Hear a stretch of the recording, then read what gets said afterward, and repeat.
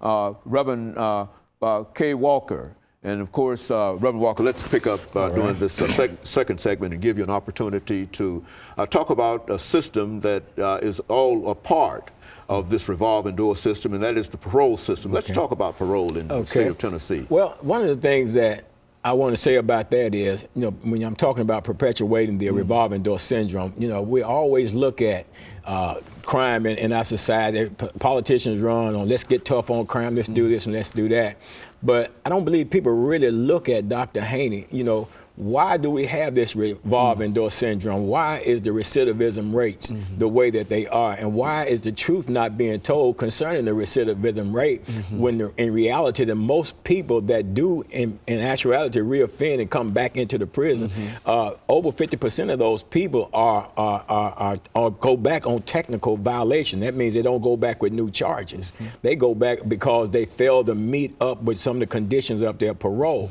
And what I'm saying is this: when it comes to that revolving door syndrome, I believe that the parole board plays a role in perpetuating that, in the sense that, first of all, on the back end, there's not adequate supervision or of the ex-offender when they come out. There are not enough things or not enough programs that's out there to help. And then the programs that are out there to help, the parole boards are not working close enough in conjunction with those programs to make that transition from the inmate to into society a successful one. And then on the other side, coming out the door when they meet the parole board. Now you take, for example, inmates, and Dr. Haney, I have sat on parole boards, man, for the last 10 years or so. Let me interrupt. But parole, when you talk about parole board, are we talking about several boards, or is that just one general board for the entire state of Tennessee? It's one board for the entire state for the state of Tennessee, and they go to the various institutions. I think it's a total of 7 parole board members.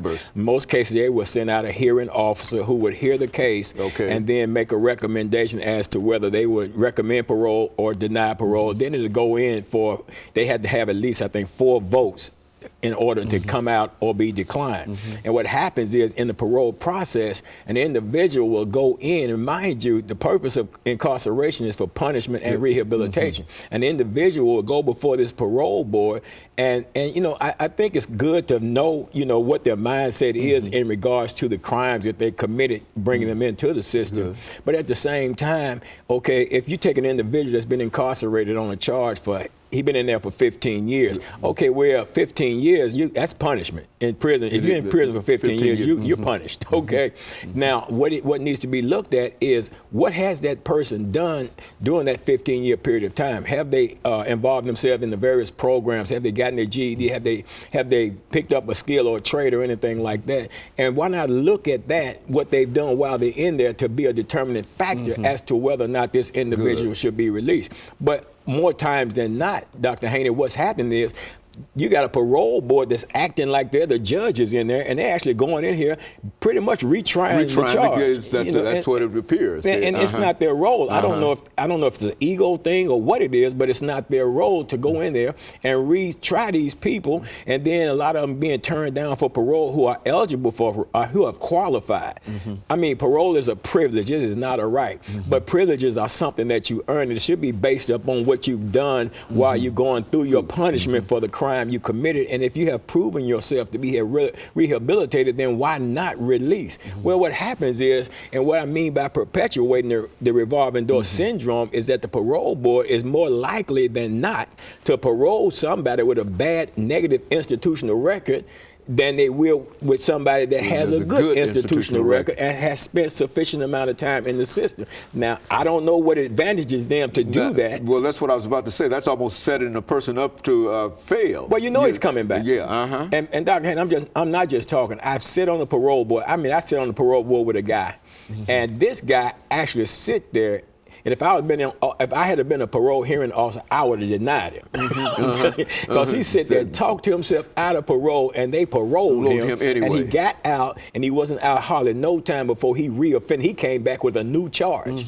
You know what I'm saying? But they paroled him. They knew They knew this guy wasn't going to go out there in society and act right, but they sent him anyway. But then you take, for example, I recently went to the parole board with a guy, been incarcerated for 5 years now. I mean, we went up earlier part of the year, and they said, okay, we got to get some stuff worked out on your cases. There's a conflict with the charges on your sentences. So that got worked out, went back to parole board about 3 months later, and then they both hearing officers recommended him the first time, recommended him this time, and then when he got his final votes, they turned him down.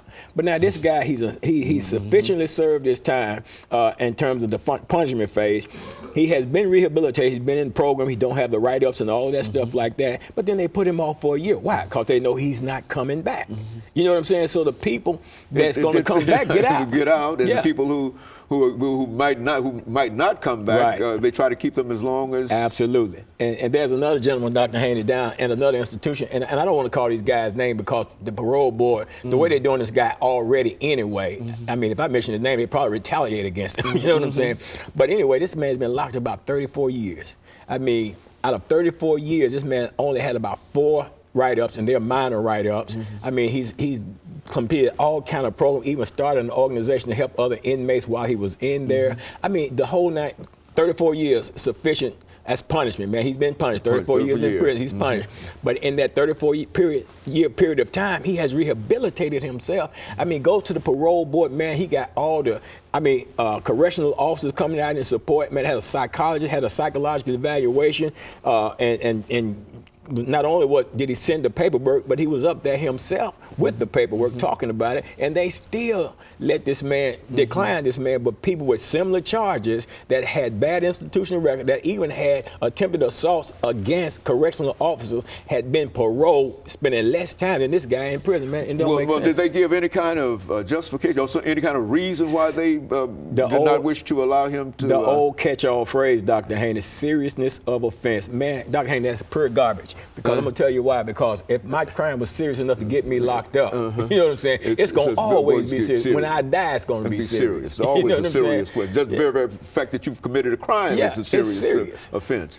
Okay, well, and so we're getting ready for our second commercial break here, and then we'll give you an opportunity to further develop some of those ideas in reference to this system. But it does appear that the parole board has a tremendous amount of power, but it does not seem as if they're willing to work with individuals to allow them the opportunity and the privilege to take advantage. And of course, we'll be back with our audience following this very, very short commercial break.